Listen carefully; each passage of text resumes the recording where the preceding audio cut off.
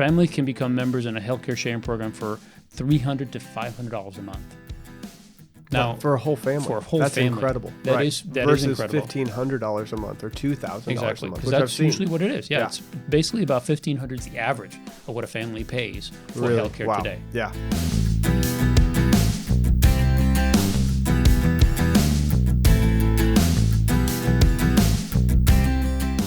Welcome to Getting Money Right, a show dedicated to helping you achieve financial freedom through education and inspiration so you can be free to pursue your true life's purpose. We're your hosts, David Thompson and Leo Sabo, and today we're talking about healthcare sharing programs. What are they? How do they work? How do they compare to traditional health insurance programs?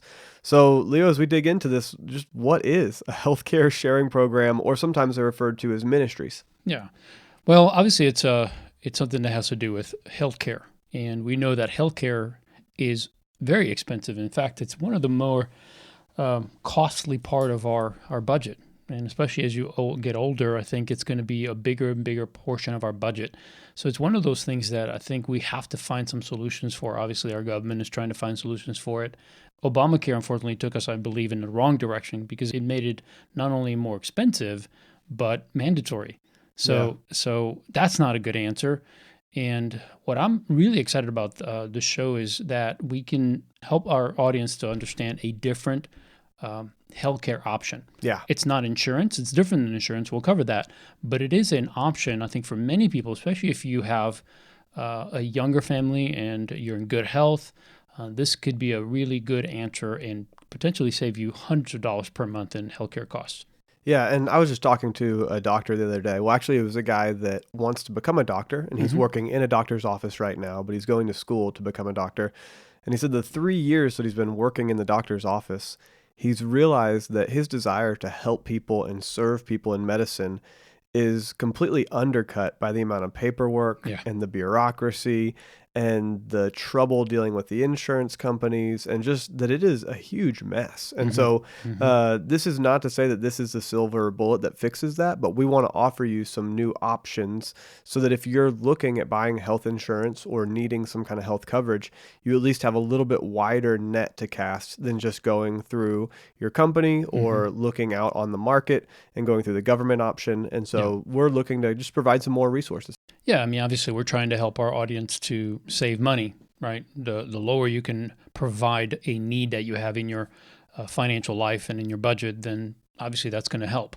And there's another side to this, David, that I think is important to note, is that more and more people are working for themselves. More and more people are jumping between jobs. So this is something that for many, especially freelancers, self-employed business owners, even people that are retiring earlier. I have a friend who retired early, and he had to buy Obamacare because he was no longer employed. Well, his premiums alone are $12,000 per year. Wow. And that's without the deductible. Right? Yeah, I mean, so it's basically... That's just to have the coverage. That's just to have coverage. Yeah, so they don't have to pay the penalty. But obviously, they need to have coverage. They're older. They need to have some kind of health care coverage. But when you're paying $12,000 for a premium, just so you have insurance, so you basically cover or meet that requirement, that's just crazy to me. And then you have to pay another $10,000 deductible or whatever it is in order to have your doctor cover anything. So most of their expenses are right out of pocket, and they're paying $1,000 a month. Wow. Yeah, because the high deductible. And so many people cannot do that. Fortunately, they have the means to do that, but many people, they would never be able to do that. I remember my father-in-law retired, and he worked for an airline, a major airline, and he retired. And the reason he retired early is because they were about to sign a contract where the health insurance was going to change and significantly increase, meaning the employee portion was going to be a lot higher. Right. So he retired hoping he was told he was going to be grandfathered in. Well, within 6 months, the policy or the new contract went into effect, and his insurance went from $400 per month to $1,000 a month. That will completely change your retirement dynamic. His retirement from that company, he only worked at that company 15 years. Yeah. His retirement was $1,000 a month. Oh. So he's basically getting healthcare for working 15 years at that company. Yeah. That was the cost that he was covering. So it's such a huge need. And obviously, as we get older and as we age, depending on pre-existing conditions or issues that come up, we need to have some kind of coverage. But what's that balance? So part of why we wanted to do the show is to hopefully give an alternative to that something that I had to do when I stepped away from my previous job. And now since I'm self-employed, I had to figure out, okay, can I get on my wife's insurance? What will that be? Well, it was going to be over $600 to add me to our policy per month. Wow. And so that's $7,200. Now, I'm a healthy guy. I rarely ever get sick. Don't have any existing, I don't take any pills, anything like that. So for me to pay $7,200 just to have insurance, to go to the doctor possibly once or twice a year, Right. it's kind of ludicrous. It's stupid to me. Why would I spend $7,200 to go and cover $500 worth of expenses? Right. Well, It and you doesn't make have the sense. deductible that you've got to pay up front Exactly. anyway. So Yeah, you really have to get to what you're buying is catastrophic coverage exactly. for if something really bad were to happen, but you're paying $7,200 a year for that. Hmm. And then plus, with your deductible, it's just very unlikely you're going to utilize Right. it unless it's catastrophic. And Yeah, that's the thing. when you do the math, you realize that you're throwing a lot of money away and you get no value, no benefit from it. So part of what this alternative healthcare program will do, or programs, because there are a bunch of them and more are being added every day, I think, it is an alternative for those people who are healthy, who basically just need that just in case type of insurance. They Right. catch something, they get, I don't know, some kind of disease that's hereditary or something it's a long shot, but it could happen. And we all need to have that. Otherwise, it could completely devastate us financially. So these programs are able to provide that without costing a lot of money. Yeah. Well, the way that they're able to do that is that these are oftentimes faith-based Yes. programs. And so it's usually based on different religious denominations. And what they do is they facilitate a voluntary sharing program among members. So you join as a member, Hmm. and then they share eligible medical expenses. So basically, if you and I were in the program and we both were paying in a voluntary share each month, then if you got sick, then we'd use some of the money that we'd pooled together to pay your sickness bills. Right. And if I got sick, we'd use some of that money to pool and pay my sickness bills. Yeah, that's So, basically what it is. yep. So members send in their monthly shares is usually the term, but it's basically another word for premium. And then those are distributed on behalf of members that have medical expenses according to the guidelines of the program. So these programs are going to be unique in that they're going to have different guidelines than typical health insurance companies, and Yeah. that's what you want to be aware of. Yeah, I mean, these are built upon principles of people with similar beliefs. Many of them are Christian organizations, so the values that they have outlined in their guideline and in their approval process is you even have to sign basically a commitment or covenant letter that says, this is what I believe, this is what I do, this is, I don't drink, I don't smoke, I don't. So a lot of the reasons this type of healthcare sharing program works is because it does not include and it doesn't cover expenses that can typically be very, very expensive, right? We're talking about lung cancer. We're talking about drug and alcohol abuse, premarital sex. So you're talking about Right. STD, all those things that come from behavior that in a Christian mindset, from a biblical perspective, it's not condoned, it's not encouraged. Right. So these organizations are basically a community of people that say, look, we believe that as believers, as Christians, we should bear each other's burdens. Means if a person down the street from me who I know, who I am in a relationship with, has a need, then me and 10 other people in this neighborhood should rally together and get the funds together to help this person through this difficulty. That's what this is. It's obviously on a larger scale so that it brings in millions and millions of dollars. And there are organizations, I looked at one today, that they have always paid like 100% of the claims, Wow. what they call reimbursements that have been coverage, for expenses that have been submitted have been covered. And so again, it's a pretty interesting program. I looked into it a little over a year ago because I was at this point. I was like, okay, do I pay $600 or what's the alternative? And so I was looking for the alternative, and the only alternative I found was this type of healthcare program. And I'll mention the one that I went with. I went with Christian Health Ministries, and they have a very clearly laid out program. It's not insurance, but I had to sign the agreement or the covenant. I have to abide by those. I am a self-pay type person, so that if I go to the doctor, I tell them I have a card, but it's not an insurance card. It's not. It literally does not say, okay, if I have this card, you guys are going to get paid. No, I tell them I'm self-pay, but I am part of this organization, and they reimburse my cost if it Yeah. goes over a certain amount for each occurrence.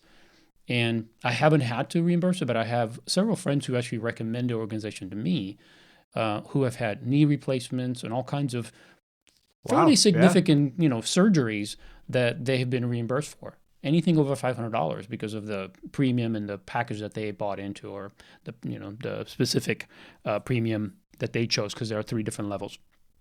Anyway, the great thing about these programs is that there are different ones that can meet different family types, whether you're a single person, a married couple, or with children. And there are some that have in-network, out-of-network. You can choose your own doctor, and you can go with a different program that has their own network, which for some people might be limited, but it keeps the cost much lower because it is only for a certain group of doctors that you can go to. So there's a variety of different programs out there. So I love that because it's not just one or two options now. There are so many different options. And the biggest thing about this is that it's much less expensive than healthcare. That's the bottom line. Because again, as we go back to my example, it's either I pay $7,200 just to have the coverage, and then pay my deductible, and then pay my portion, my copays, and all the other things, which could be close to $10,000 per year for very little benefit, right? Or I go with this option. It's $150 a month. Wow. That's right? a huge difference. It's a huge difference. It's $1,800 a year. Yeah. And then there's an additional gift that I give. It's called Brother's Keeper. And that just extends my ability for reimbursement if I need it beyond $1 million. So now what I do is I pay $150, and then once a year I pay. And I say I pay. These are actual gifts. They're called premiums, but they're really gifts, right? You're giving it away, and the organization's using it to cover other people's costs. Yeah. And at the same time, if that happens to me, where I may need a surgery, then their gifts are going to then help me to cover my cost. Yeah. Now, that wouldn't be a tax deductible gift, though, because it's not through a 501c3, but it's considered a gift in the government's eyes. That's the way these programs are set up. Yes. And it does, the great thing about it also is that it does meet the Affordable Care Act requirement. Yeah. So you don't have to fill out IRS Form 8965 when you do your taxes, but there's no penalty because you are in a program that covers healthcare costs or potentially covers healthcare costs. So that's a great thing, because I remember my son-in-law for a couple of years didn't have health insurance. He was old enough where, of course, he couldn't be with his parents, so he was on his own. He was working, I don't know, some part-time job somewhere that didn't have healthcare. And every year he had like a $300 or whatever it was several $100 of penalty for not having healthcare because of the Affordable Care Act. Yeah, which is kind of adding insult to injury to me. It's like, I can't afford to buy the insurance and you're going to penalize me for it. It's like, wow, that's a great government program. Yeah. So anyway, but that's one of the benefits, is that it does meet that requirement, but again, it's much less expensive. For instance, families can become members in a healthcare sharing program for $300 to $500 a month. Now, for a whole family, that's incredible. That is versus incredible. $1,500 a month or $2,000 a month, because that's usually what it is. Yeah, it's basically about $1,500 is the average of what a family pays for healthcare today. Yeah, and these are not no deductible 100% coverage. We're talking about still an 80, 20, 70, 30 type of program, with a fairly significant deductible of at least $1,500 per person or $3,000 to $5,000 per family. So now you're adding the $1,500, which is $18,000 a year. Yeah, plus the deductible. For some people, I just don't know how they can afford to get the insurance. Right. Well, and the reason that we have insurance in our lives is to transfer risk. And there are some things that we can't self-insure. And so personally, if Ashley or I were to have a medical illness that cost $200,000, $500,000, $1 million, we couldn't pay for those bills. And so we buy insurance in order to transfer the risk of that happening over to the insurance company, so they have to pay for it if it happens to us. And so there's always going to be this cost benefit. And you even have to look at your financial situation. I mean, let's say that you are completely broke. You have no dependents, but you are just kind of going on your own. You've got no home, you've got no car, and maybe you're just making car payments, you're renting. If you are completely at a place of no assets and you were to go through a huge medical expense, well, you would go through bankruptcy and it'd be painful and it'd be a mess.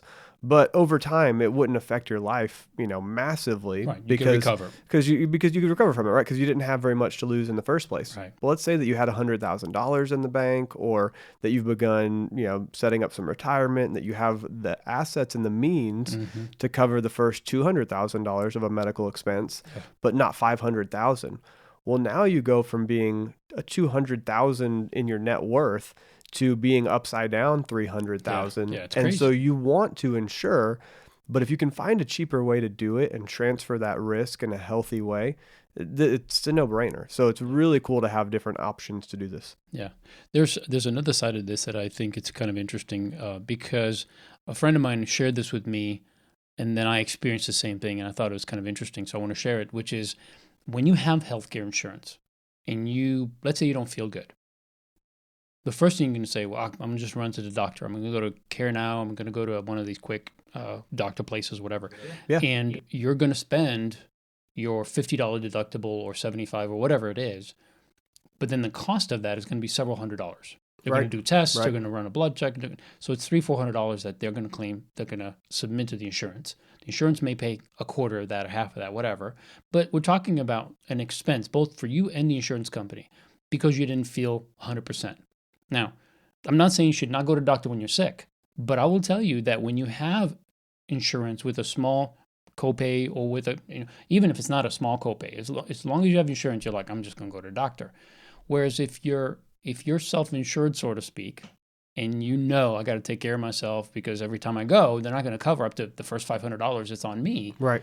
You're less likely to jump and just go have a bunch of tests done because you might have a virus or something like that that's going to pass anyway, and they're not going to be able to give you anything for it anyway. Yeah. So it's made me more cautious about, one, taking care of myself, but number two, when I don't feel 100%, I don't very quickly I'm just going to run to the doctor.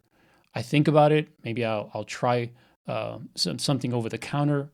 I'll bundle up. I'll take a hot bath. Whatever it's necessary for me to try to take care of myself, I'll go that extra length rather than just getting in the car and running to the doctor. Yeah. And I know that if you think about that on a mass scale, how many people are just going to the doctor? Sometimes unnecessarily because, again, if it's a virus and there's nothing you can do, it's got to run its course. Yeah. The best they're going to do is going to give you something for the pain. Right. Or something to help you with draining. Well, you can get that stuff over the counter. So I found myself, unfortunately, that I used to go to doctor much more readily than I really needed to. And I think that's a good thing because it makes us more aware of our health. So we take better care of ourselves when we know that, okay, the first 500 is on me. Yeah. Yeah. Well, if you think about it, there's probably over 1 million people a day that go to visit the doctor. Probably more than that. If there's 300 million people in the country, that's less than 1/3%. So let's say 1% of the country goes. That's 3 million people a day. Yeah. I'm making these numbers up, but at least 3 million people a day that are going to the doctor, right? Yeah. Even at $200, right? Right. Oh, absolutely. and when you are on a medical sharing program like this and you have to pay up front, but then you get reimbursed, well, now you start to search, hey, which doctor is going to allow me to have these scans or this imaging or the whatever tests I need run? Right. Who's going to do it more price competitively? Right. And so now you may call 2 or 3 doctors and you might talk to your general practitioner, but then you may say, hey, if I'm going to go to a specialist, I want to talk to the specialist that will do the MRI for $500 instead of $2,000. Right, exactly. And that's one of the major problems with the healthcare system is that because the insurance company pays, then the person that's going and getting the service has no incentive. There's no incentive for them to try to cut costs. Exactly. Because all they have is their portion. Right. And the doctors. And whatever test they need, just give me the test. I don't care. Yeah. I have my max. I'm going to pay it. Give me the best. Right. And the doctors have every incentive to overcharge because they're just billing the nameless giant insurance company. But when it's individual to individual and I'm shopping for a good doctor, well, now I'm going to look at the cheapest prices, or at least I'm going to take that into consideration. Right. And the doctor is looking at me as a self-payer and he's going to say, okay, usually we'd run these 3 tests, but probably 89% of the time it's this one test that'll figure it out. So let's start with that one. Yep. And you take the bill from $3,000 down to $1,000. And if you were shopping it around in the first place, maybe you find that $1,000 test for $500 somewhere else. And when you take that times 3 million people a day, and let's say that just 10% of those people get onto health sharing ministry programs like this, that's 300,000 people a day that could be saving $500 to the economy, to the health insurance industry, to them individually. I mean, the money, and I'm making up numbers, but the numbers behind this can be staggering. They can be really important. They are staggering. Right. That's why things are so expensive. There's a reason why a family of 3 or 4 pays $1,500 a month for coverage. It's because everything is so inflated. And if you look at a typical doctor's office, about 2/3 of the staff is just to process claims. Oh, that's totally That's true. all they Yeah, do. absolutely. Is they process the paperwork and Yeah. everything that needs to be done in order for them to get paid for the services that they're rendering. Yeah. So if you think about that just from that perspective, now I'm not into anybody losing jobs, but my point is a lot of this work is generated and it's unnecessary. It doesn't add to my health. It doesn't add No, to my ability no. to get better faster. And the cost of everything goes crazy. And then of course the insurance companies and the doctors are constantly fighting. And then of course the government has to step in to say, we're going to regulate it. Right. And we know right. every time that happens, things go from bad to worse. The government is not known for managing things well. No, of course not. And so I guess bottom line for us is we wanted to make you, our audience, aware of these options. And if you are able to look at these programs and potentially benefit by being able to, of course, qualify for them and getting to them and save yourself some money, I think it's a great option. It is for me. I mean, I'm not talking about somebody just looking from the outside. I'm from the inside looking out. I know how these programs work because I've done the research and I have been on one for close to a year. And I think it's the greatest thing. I really do. So cool. I mean, my wife pays twice what I pay, and she still has a deductible, still has all those things. And I know part of it is the employer's covering part of it, and she's paying part of it. But, it depends. It's not for everybody. Some people need to have the type of care where they can go to the doctor because they may have an ongoing illness or something that needs to be taken care of. So they're not able to put $200-$300 every time this happens out of their pocket. So they need to be on this kind of a program. Right. But I would say at least half of Americans don't meet don't that criteria. Need that, right. And don't need that. So anyway, I think it's a great option. Let's talk about some of the benefits or some of the differences in these programs so people are more informed. Well, I think it's really cool when you look at one of these programs. One of the reasons that they're able to save so much money in general, and it's so much cheaper, is that they're pooling together. They call it a risk pool. So they're pooling all these different people together, and some are healthier, some are not quite as healthy. But when they pool all of this together, they're pooling from a very specific set of beliefs and institutions. And so they're pulling from people that commit to be in marriage. Yes. Now, when you eliminate people that are having multiple sex partners in any given year or 2 years, you eliminate a high number of STDs. When you eliminate, they'll have another commitment piece where it says, I don't drink alcohol or not to excess, right? And that has to be verified by a third party. I don't smoke cigarettes. Now, you mentioned this, but just going a little bit deeper, if you can eliminate cigarette smoking, if you can eliminate excessive alcohol usage, if you can eliminate situations where people are outside of marriage, then you can save a ton of money because these people are a much better risk. They're much cheaper because they're much less likely. Their health is better because they're not engaged in these behaviors. Right. And we're not talking about good or bad here. We're just talking about behaviors that normally result in health issues. Right.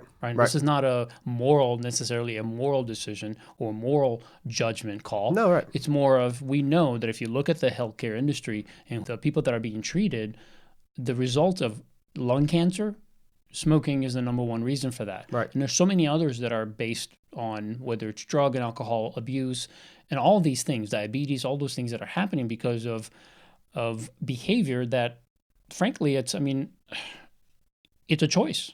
It is a choice. I can choose to either stay committed to my wife and not have sex outside of marriage, or I can choose to go ahead and do that. Right. And if I do that and I take the risk that I may contract something, I may have AIDS, I may who knows what could happen. Now my health situation changes drastically. Yes. Right? Yes. And now I need to have coverage that is whatever is necessary to cover all my costs. And now, of course, it's a much more expensive proposition. So I can no longer be part of this group of people that have said, hey, if we all behave, if we all believe in the same things and support each other, then there's less likelihood that we'll experience these high expenses. Yeah. Because that usually comes from these types of behaviors or diseases and things that happen due to that behavior. Right. So these groups will make you sign a document saying that you commit not to do those things. One of them that I've worked with in the past will make sure that you are a part of a house of worship or a church program at least 3 times a month. And so now I, as a pastor, will actually review the documents for people and say, okay, I can, as a third party looking in good conscience, say that I'm just going to make him a name, John Smith, is married, is staying within that committed relationship, is not using alcohol excessively, and attends church 3 times a month. Right. And what that does for the health sharing ministries is now, if you're in a healthy marriage, you actually live longer. You have better health because usually Well, your that's been spouse is proven. keeping it. No, it's proven, That's right? been proven. This is just medical facts. Is that your spouse is usually looking out for you, and so they don't want you to gain weight and go to type 2 diabetes. They don't want. They're looking out for health risks for you, and you're looking out for health risks for them. Right. Plus depression and other diseases that will come in. So all of this makes it a better risk for this risk pool, which makes it way cheaper because there's just less health problems that arise. Now, health problems do still arise. Sure, of course. That's why these ministries are put together, so they can share each other's burdens. But the great thing about it is, and I've looked at several of these organizations when I chose one of those, and what I've noticed is that their ability to cover the costs of this pool of people that they have in their membership is staggering. It's staggering to me how most of them pay up to 100% of what is being charged, because again, there's not a ton of out of control expenses because they're much less grave, they're much less expensive to treat. So we're talking about the difference between and really you made a good point, David, that it's a group of people that have decided to abide by certain let's just say moral code. Sure. And that equates into positive, better health, better marriages, less disease, less depression, all of the things that make the health industry so expensive. Right. Absolutely. Absolutely. So that's something that I think is really interesting and really neat about these programs. The other thing that I think it's important that you know, and that we do caution you against, is that it is not health insurance. Right. It is a health sharing program. It is a risk pool where these organizations are pooling the risk. Now, with health insurance, it is backed by a government guarantee. So if the health insurance company ever went bankrupt and completely went defunct, then the government has actually been taking money from all the health insurance companies and pooling it into another fund. So if one of them goes down, there's basically backup insurance. It's called reinsurance. And so the government has another set of reinsurance to take care of a health insurance company and its people if something happens to one. So there is not a reinsurance program here. So you do have to realize there's a little bit different level of risk. But like Leo's saying, if you do the math and you look into the numbers behind these companies and they are extremely financially stable, and you've got to look at each one and determine on your own, but if it's financially stable, it can be a very good place to deal with these kind of risks. Another thing that I would do is definitely, personally, I would pay for that Brother's Keeper extra premium or extra share, because that will allow you to, if something happens to you over $1 million, be protected. Right. And health insurance is not just for the $200,000 expense. It really is for the $2 million expense. Exactly. So if you get a rare form of cancer, you want to be insured for that. And so I highly recommend that you find one that can take you over $1 million, because you don't want the insurance coverage to run out right when things get expensive. Exactly. And most of them have this additional coverage as an option. It's a smaller cost beyond your premium or your gift that you would give every month. So a few of the major healthcare sharing ministries are Christian Healthcare Ministries. That's the name of one. And Leo, that's the one that you're using, Yes. right? Yes. Yep. And then Samaritan's Ministry. Samaritan Ministries is one that I've actually signed off on personally for people that are going through that plan. MediShare and Liberty Health Share. And I'm sure there are more. Yeah, there are a bunch more. MediShare, we actually had one of our friend wrote a guest blog on my website about MediShare. So if you want to know more about that, there's some links there. You can go to that. It was written in September of last year. So if you want to go to leosabo.com blog, you'll find that article and you could link to there. We'll also have the links to these 4 different organizations on our show notes of this episode. We're going to cover some of the differences between these 4, but really what we encourage people is to do their research, because each one of these there's a lot of things that are the same, but there's some unique differences. And it's important that you read through, you understand what you're getting into if you're considering these, and that it meets your need. Yeah, and definitely to understand that you do qualify based on the expectations. Because what if you don't meet the religious obligations or the moral obligations or any of the standards or guidelines? And these are not all necessarily from religious institutions, but the majority of them do have an undertone of morality and spirituality that is what binds the people together. Exactly. And that is one of the differences in these four is their acceptance guidelines. So each one of them will have that on their website, and you can read through them. Make sure you agree with everything before you decide to sign up, because they are going to make you sign a document. Right. The other one is the process of medical bills. Some of them do it electronically, some of them don't. So it will be a little bit more cumbersome for some of these organizations. So read up on it and make sure that that's something you're willing to do. You understand what you're getting into. And also the cost of sharing of alternative or natural treatments. Some of them will allow some of that. Some of them will have pre-existing conditions. Some of them will not. And some of them will have pre-existing conditions, but there will be a limit to how much they'll cover in the first 2 to 3 years. And then after that, it will no longer be a pre-existing condition. Yeah. So you have to be aware of these things so that when you're getting in, you're not surprised. Oh, wow, my condition is not covered. Right. That's that. You don't want that.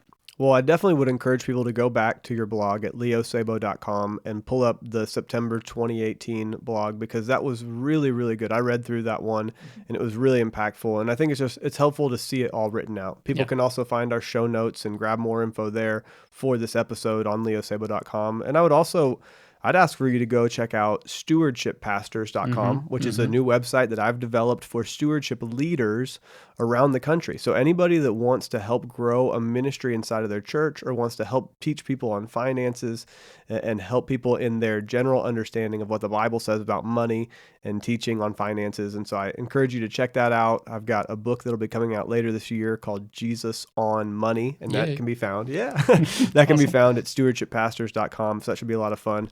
So Leo, anything else to do to close out? Just one last thing. When you go to the show notes of this episode, you will find a frequently asked questions that's from one of these organizations. And they have like videos that people are answering the questions. So, and some of them are videos, some of them are not. But I think it's a very comprehensive way to understand kind of the basics of these organizations. And then you can do the research with each one of them individually and see which one meets your need. But if you are looking for an affordable way to handle your medical expenses, a health sharing ministry could be just what you need. Well, we want to thank you for joining us for this episode. If you enjoyed this episode, please rate, review, and subscribe to our podcast. You could do that either on iTunes or your Android device so that it's easier for more people to find us and to benefit from this podcast. Again, don't forget to go to stewardshippastors.com, David's new website, and there's some great information that's going to be continuing to be added to that platform. And we just encourage you, if you know anyone, especially a stewardship leader, or if you're in a church that doesn't have a stewardship program, that's a great place to go to get more information, to connect with David. And David just loves to share that part of his knowledge and experience with other pastors. By all means, go to that. I think you'll benefit. Yeah, I've actually helped probably somewhere between just last year around 50 to 100 churches begin to implement some form of stewardship ministry. And it's a huge burden on my heart to serve churches with that material, to help their people get debt free, to help their people build budgets, to help their people learn what the Bible says so they have a better financial life. And so check out stewardshippastors.com. Well, we look forward to having you join us next time so that together we can keep getting money right.